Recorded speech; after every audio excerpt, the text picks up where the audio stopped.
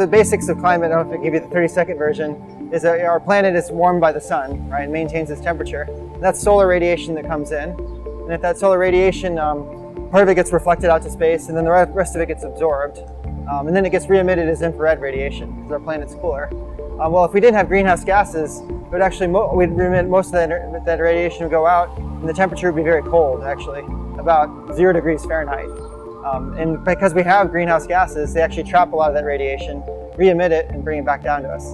So greenhouse gases are a good thing. Otherwise, we'd be an ice ball like the planet Hoth in the Star Wars. The problem is too much of a good thing in this case is not a good thing. And that's the issue, is we're raising greenhouse gases very fast. The Paris Agreement was particularly important because that was the first time that we had agreed in a mostly unanimous form to lower our carbon emissions such that we do not exceed our 2 degrees Celsius as our global total climate change, our global total temperature change. If we actually took very strong actions to reduce those now, we could actually meet the 2-degree target. We know that anything above the 2-degree mark could potentially start to put in jeopardy some of these ecosystems, okay? We know that above 2 degrees, coral reefs might start to have a really hard time recovering. In fact, they already are. It's more the extreme events that occur. So like, things like Hurricane Sandy, that could be associated with sea level rise. So the way you're gonna feel climate change is, okay, sea level comes up maybe a half meter, that's not a big deal by itself, but then a storm comes along, and now we have a much bigger problem than we used to have.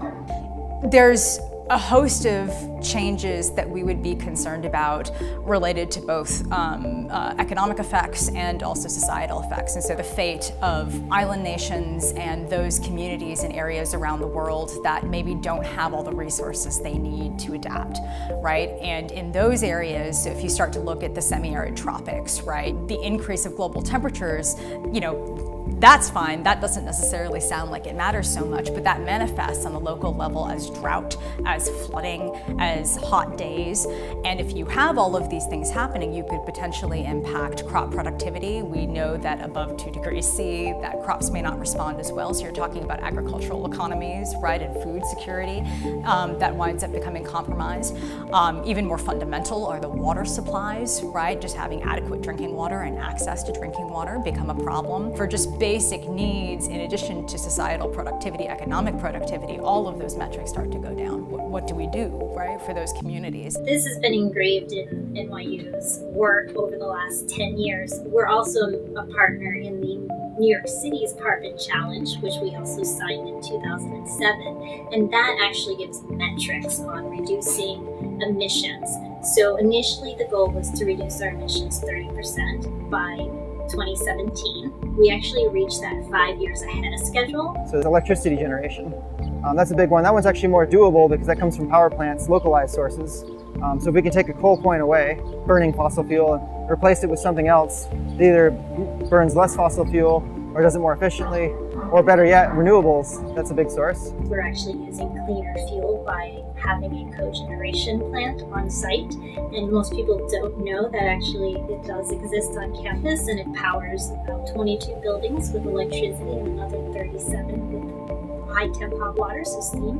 And that's actually, it's really well nicely hidden under Mercer Plaza, and so people are out hanging out in the park, and below them is an actual full operating plant. So we're finding ways to reduce the energy intensity of our buildings and also using a cleaner fuel source. The hard part about climate change is there's sort of two problems in one. You want to prevent the climate from changing, but you also have to make sure that the world economy keeps going and we keep raising people out of poverty. Because there are solutions to climate change in the sense that, you could say, well, we just put people out of work. That's not a solution. The solution is really we keep ourselves going, we keep ending poverty, and we do something to stop the climate. We do offer a green grant, and so any NYU student, faculty, or staff that has an idea about making the campus more sustainable or an entrepreneurial idea that they want to test that would make the community or areas surrounding NYU more sustainable, we actually offer funding. And so it's a grant they can apply for, and it's up to $20,000. And we have some phenomenal grantees right now working on real world changes that their actions are going to add up and help make the world more greener.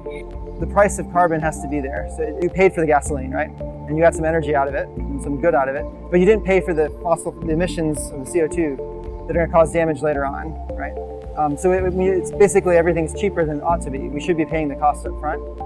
So I think that's the most important way. When you buy electricity, fossil fuel-based electricity will get more expensive, and then that money that you could get from this would actually funnel back.